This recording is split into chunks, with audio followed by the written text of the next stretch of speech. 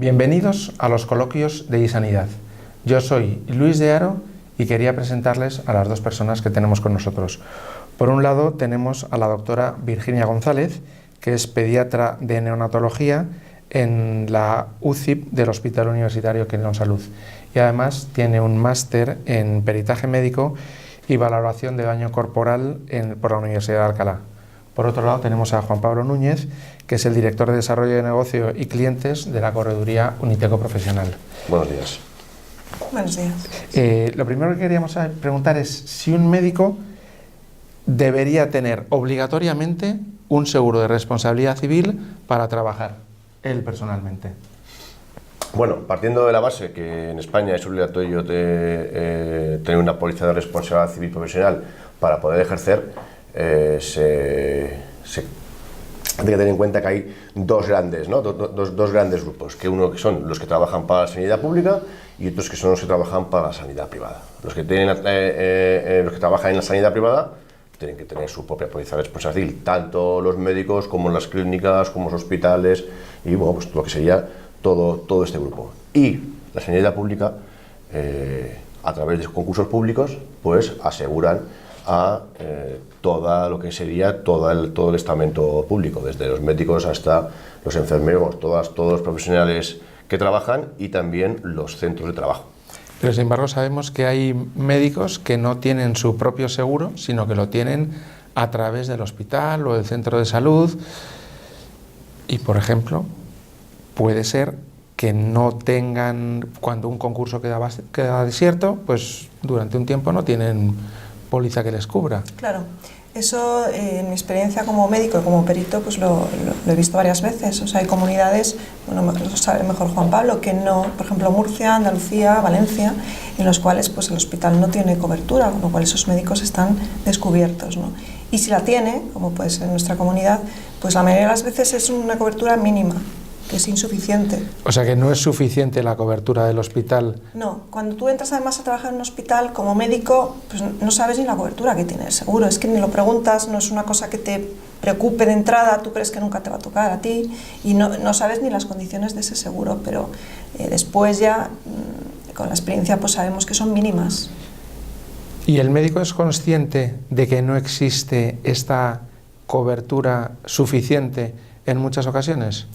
Pues yo creo que el médico es poco consciente, incluida yo la primera cuando terminé la carrera, bueno, pues me hice el seguro de responsabilidad civil nada más terminar, pero efectivamente hay compañeros que, bueno, pues ellos creen que por su especialidad no van a tener nunca el riesgo de sufrir una reclamación, y eso es un error. Eso es un error. ¿Y cómo podemos convencer al médico, hacerle llegar al médico la información de que necesita estar suficientemente protegido, porque no siempre lo está? Vamos a ver, puntualizando también, ¿no? o ampliando la información de mi compañera, el problema que viene en tanto es la desinformación que hay.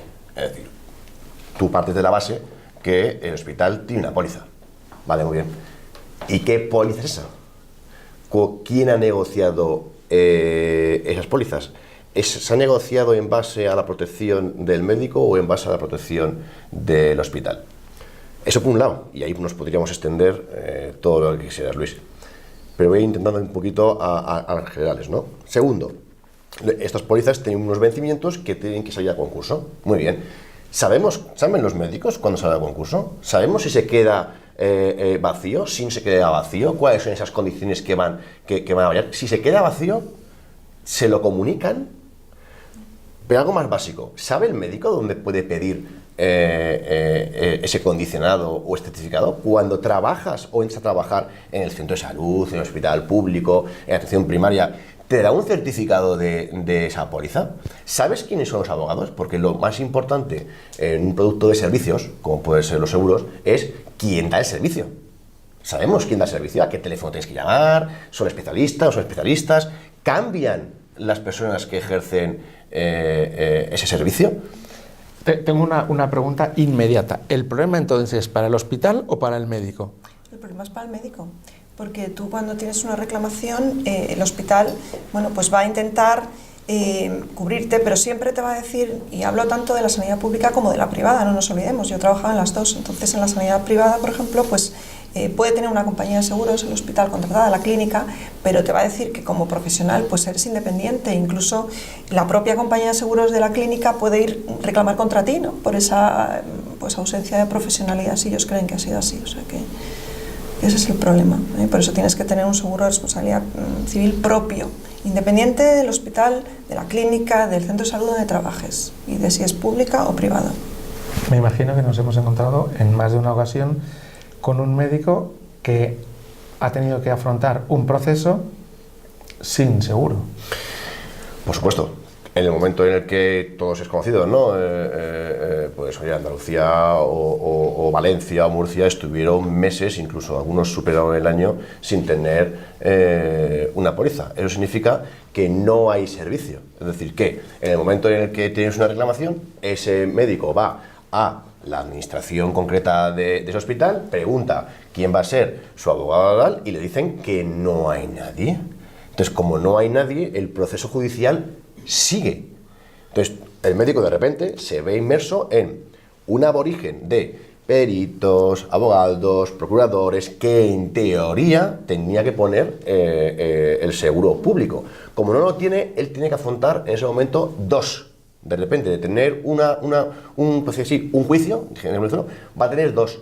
Uno en el que tiene que defenderse del paciente, ¿no? de la demanda, perdona, y otro que es que tiene que empezar un proceso contra la administración para que le cubra todos esos costes. Ahí tienes que empezar, tienes que entender que si de repente le meten una fianza y no tiene dinero, empieza otro proceso que es el proceso de embargo, por lo cual el médico se encontraría contra tres situaciones a las que tiene que hacer frente. Y así, pues podríamos ahondar bastante. Yo lo que quiero es, ¿se puede poner algún ejemplo sin que se pueda, de alguna situación kafkiana de este tipo? Es decir, de que de repente uno diga, ¿con seguro o sin seguro? Es decir, oye, ¿yo qué me he encontrado? ¿No? Es decir, porque además cada vez las reclamaciones de los pacientes van creciendo en número y en cuantía, ¿no?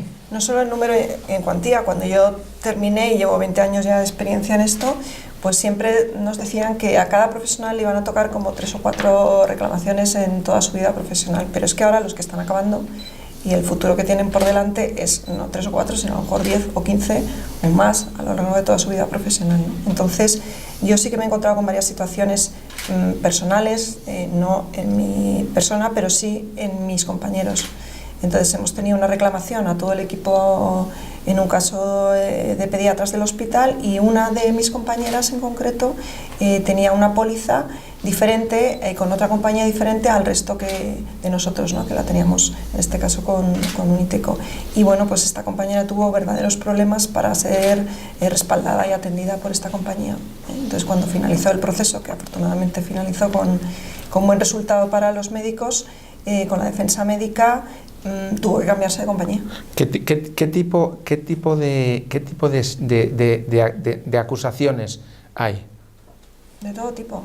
Cuéntanos algunas. Y en todas las especialidades. Quizás el error más grave que tenemos los médicos es pensar que a mí no me va a tocar porque yo me voy a dedicar a ser pues radiólogo, ¿no? o anatomopatólogo, entonces no voy a tener contacto directo con el paciente, ¿a mí quién me va a reclamar? Bueno, pues ese es un error.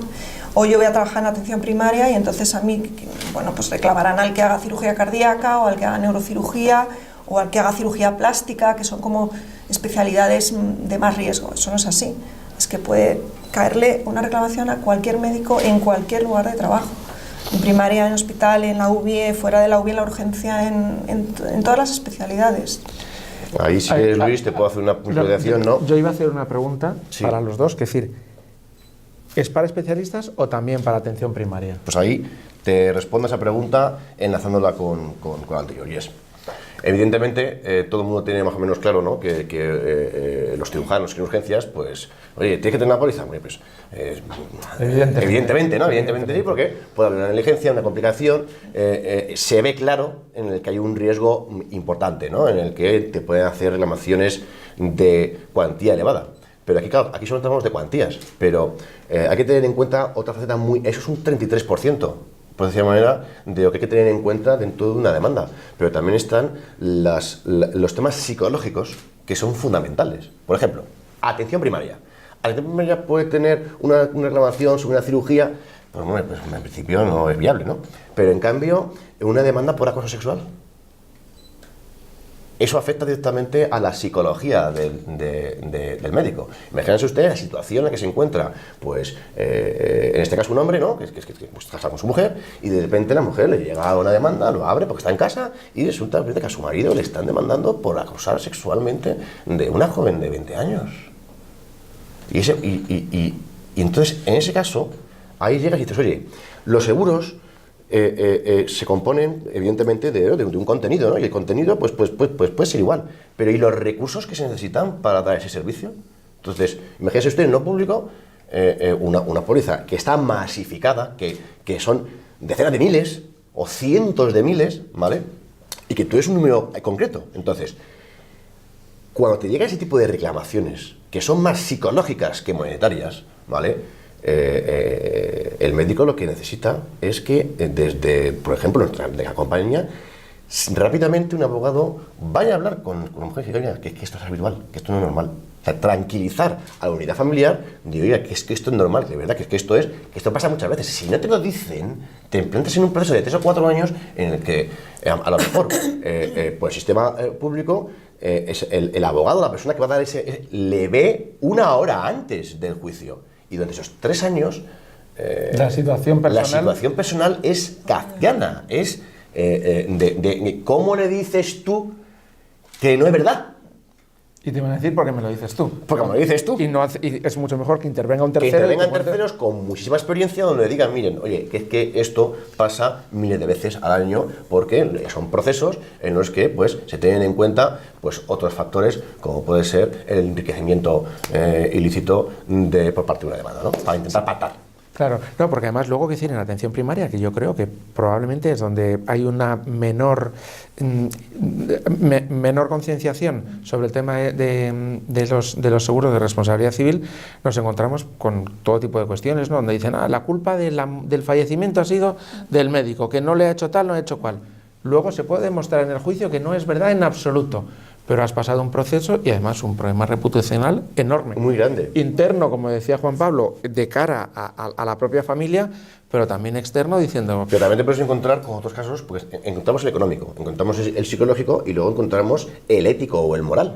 Y en el ético y el moral te puedes encontrar situaciones en las que un médico, por ejemplo, en el sistema público, pues encuentra la situación de que, oye, tengo un niño pequeño, que hay que hacer una transfusión de sangre y resulta que son de determinada religión, determinada creencia en el que prohíbe eso. Y ahí entra un tema que es, primero moral, luego ético, también legal, en el que dice, oye, ¿tengo que poner por encima el salvar la vida de esa persona o las creencias religiosas de la familia? Pero te pongo de ejemplo, ¿vale? Te pongo de ejemplo. Es decir, cuando una persona... Normalmente los seguros cubren cuando estás trabajando, no cuando no estás trabajando. O cuando estás en el centro de trabajo, no cuando estás en la playa, ¿no? Entonces, de repente en la playa, pues te encuentras con una persona que tiene una parada cardiorrespiratoria. Oye, vamos a ver. Se te meten 2 cosas importantes. Primero, no tenéis los recursos ni puedes trabajar porque no estás en tu centro de trabajo. Pero segundo, tienes el deber de socorro que es legalmente a nivel mundial. Muy bien. ¿El seguro de lo público cubre cuando no estás dentro de tu horario de trabajo? ¿Sí o no?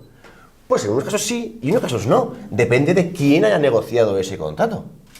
Entonces, el médico se encuentra ante lo peor que se puede tener cuando uno tiene una demanda, que es la indefinición y la preocupación de no saber quién es quién, si está cubierto sí o no, si lo puedes hacer sí o lo puedes hacer no, y tienes, en muchos casos, menos de 10 segundos para tomar una decisión que va a afectar el resto de tu vida.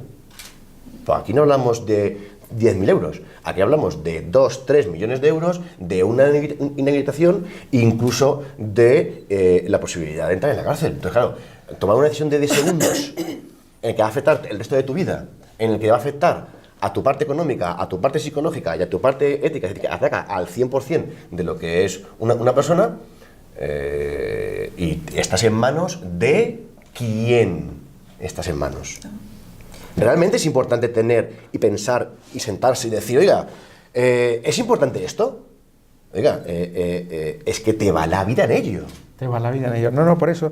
De hecho, una de las cosas que yo prefería preguntárselo a Virginia, ¿qué debe pedirle un médico a ese seguro de responsabilidad civil? ¿Tú lo conoces como profesional, como médico? Antes nos has contado que has tenido un proceso y además como perito, ¿no? ¿Qué cosas son indispensables con la experiencia que tienes? ¿Qué le tiene que pedir un médico a su seguro de responsabilidad civil? Pues mira, yo enlazando con lo que ha dicho mi compañero te diría 3 cosas. La primera, para mí más importante, la parte humana, que es la que ha dicho él. Tú te llega una reclamación, que por experiencia lo he vivido, y bueno, es que no sabes qué hacer en ese momento, es que te quedas bloqueado. Lo primero bloqueado y entonces... Claro, tu ética, tu profesionalidad se ven dañadas, pero muy profundamente. Entonces necesitas un apoyo, no te digo las 24 horas del día, pero casi que si tú tienes una duda, una necesidad de pedir socorro, de decir, pero bueno, esto es que lo he hecho mal de verdad. No, ellos te tranquilizan y te dicen, no lo has hecho mal, lo que pasa que bueno, pues el paciente siempre que hay una complicación o no puedes conseguir la curación de un niño, en mi caso, o fallece, ¿no? Como en último extremo, pues siempre la culpa puede ser del médico, entonces ahí viene el problema. Y en ese sentido, pues tú te sientes muy solo, muy desatendido en ese momento, ¿no? Entonces esa parte humana para mí es la más importante.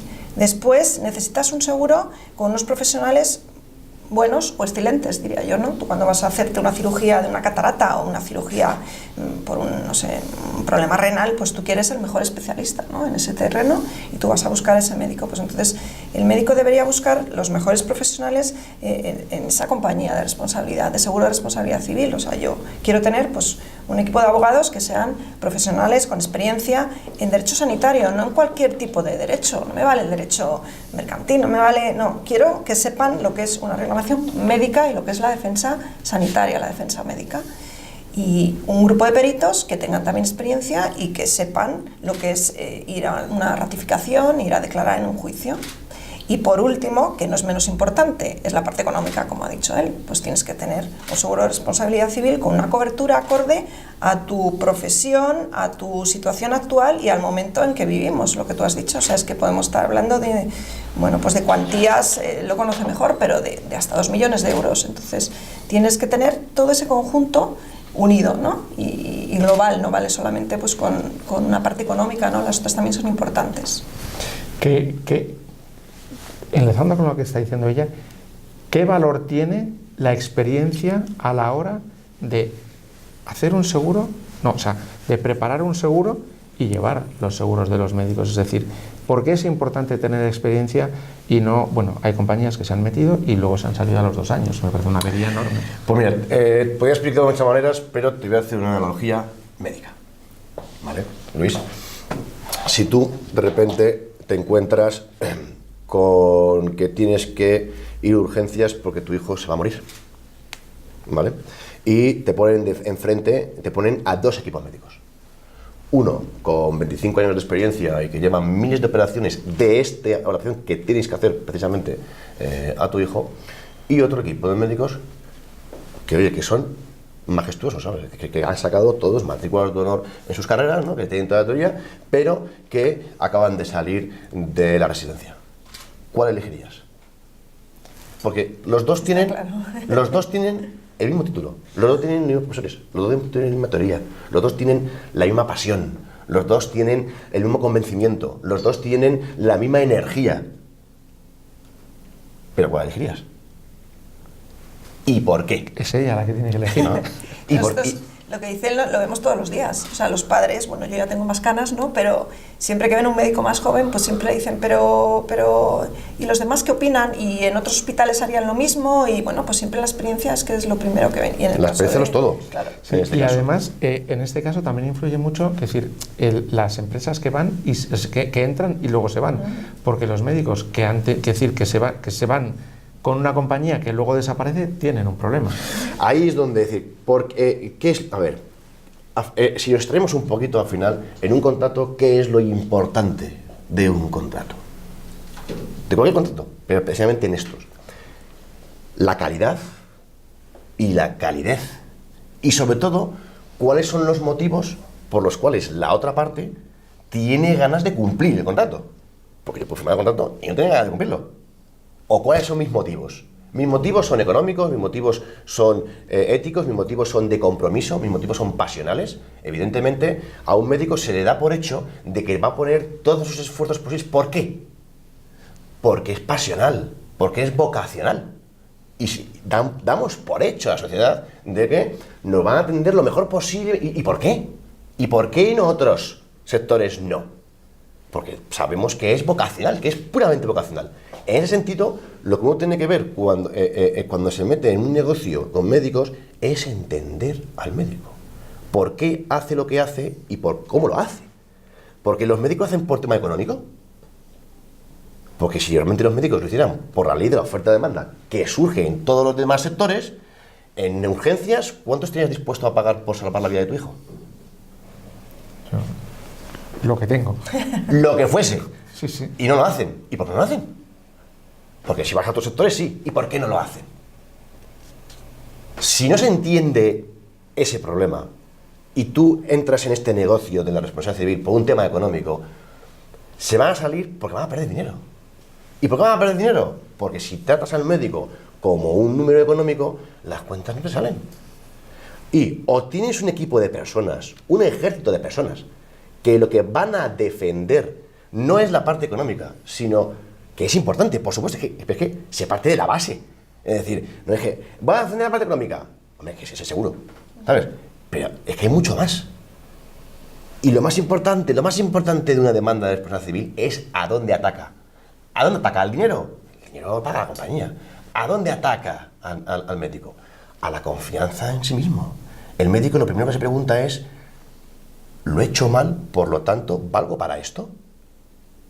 Si las personas que van a asesorarte, a defenderte, no te dicen constantemente de que la decisión que tomaste cuando tenías 14 años, que fue cuando decides si quieres ser médico o no, que tomaste la decisión correcta, ese médico entra en un aborigen en el que entra en la conclusión de que a lo mejor no vale para su trabajo y hay pocas situaciones más peligrosas que enfrentarse a una cirugía en la que el equipo médico no confíe en sí mismo. La cosa se complica, ¿no? Entonces, o entienden eso, o se entiende eso como una forma de vida, ¿vale? Y entonces la defensa de la responsabilidad civil es una forma de vida también. O se conjugan, o por eso no funcionan. Quería preguntar una última cosa, y se refiere al tema de las franquicias, que es un tema muy puntual, porque estamos viendo que empieza a haber seguros con franquicia, ¿no? Entonces, dices, oye, pues tengo una franquicia de 25.000 euros. O sea, los primeros 25.000 euros los paga el médico. Ya, más que una franquicia, eso ya es una avería, porque 25.000 euros, pues ya es un dinero, ¿no? ¿Los médicos son conscientes de este tema, de que tienen seguros con franquicia? Yo creo que la mayoría de los médicos no son conscientes ni de qué seguro tienen. O sea, saben que tienen un seguro ahí y bueno, cuando yo ahora que ya estoy metida en este tema les pregunto, ¿pero tú qué seguro tienes? ¿Con quién? Bueno, pues yo creo que tengo el mínimo, el básico, pero ¿de cuánto? ¿De cuánto estamos hablando? Pues no lo sé, de 100.000, es que no lo sé, no lo sé, lo tendría que mirar. Entonces yo creo que los médicos somos unos grandes desconocedores de este tema, yo siempre lo he dicho y lo defenderé. Creo que en el último año de carrera tendríamos que tener una parte de medicina legal, de derecho sanitario, como tenemos bioestadística o como tenemos medicina forense. No sabemos nada de este tema. ¿Han subido las cuantías y el número de demandas? Y además, si la tendencia es creciente. La tendencia, el problema es que la tendencia no es lineal, es exponencial. Con la nueva aplicación del nuevo baremo de tráfico, que solamente afecta de forma legal a tráfico, pero que es el único referente que se tiene ahora mismo en la ley para que los jueces puedan tener una referencia de las cuantías, lo que ha pasado es que se han multiplicado hasta por 4 las cantidades reclamadas. La evolución de las reclamaciones va en función del conocimiento de la sociedad. Según vamos avanzando, hay más tendencia a reclamar por los actos individuales que hace cada persona. Por eso Estados Unidos está mucho por encima y por eso países, a lo mejor considerados del tercer mundo, están muy por debajo. ¿Por qué? Porque es un tema de sabiduría social. El momento en el que la persona sabe que puede demanda, pero no solamente vale con eso, sino que los abogados que demandan también tienen que tener ese proceso de aprendizaje. En conclusión, hemos pasado desde hace año y medio, que fue cuando cuando empezó la ley, que fue enero del 2017, hemos pasado de que hubiera una demanda que a lo mejor por una minusvalía, una incapacidad, ¿no? por quedarte paralítico, ¿vale? Pues estaríamos rondando, dependiendo de las circunstancias, de 600 a 1.200.000, y ahora estamos hablando de que esa cantidad puede llegar a 4,8 millones de euros, porque se tiene en cuenta, uno de los parámetros es tener en cuenta cuál era la capacidad de ingresos de esta persona, compaginada con la edad, con el número de hijos, con no sé qué. Entonces pasamos, y luego el crecimiento de las demandas es exponencial. Es decir, hace 10 años estábamos hablando de, a lo mejor, te pongo un ejemplo, ¿vale?, de 200, y en el 2018 estamos hablando de 2.000. Es decir, que no es lineal, no va creciendo en un porcentaje igual de todo cada año, sino que cada año se va incrementando, y bueno, esto no hay que asustar, porque aquí no consiste en decir, oye, esto no va a parar, esto va a ir a más. Lo único que tiene que hacer es saber rodearse del equipo, del mejor equipo, para, ante una eventual demanda, saber que vas a tener no a unos buenos, tener a los mejores, porque te va la vida en ello. Te va la vida en ello. Además, yo quería puntualizar el tema del baremo nuevo, es complejo. O sea, yo que estoy haciendo peritaje médico y no tiene que ver con el baremo antiguo. Entonces ahora, bueno, tanto los abogados de la defensa del paciente como los peritos de parte del paciente pues intentan aplicar el baremo nuevo, incluso a casos anteriores a la entrada de la nueva ley, ¿no? Y entonces, claro, las cuantías pues son mucho más altas, pero incluso los procedimientos actuales, pues claro, hay que conocer muy bien el baremo para poder hacer un buen peritaje y un buen informe médico-pericial. En fin, pues nada, muchísimas gracias a los dos. Me ha parecido muy importante que contéis vuestra experiencia sobre esto. Y nada, nos vemos en www.isanidad.com. Gracias. Hasta luego. Gracias.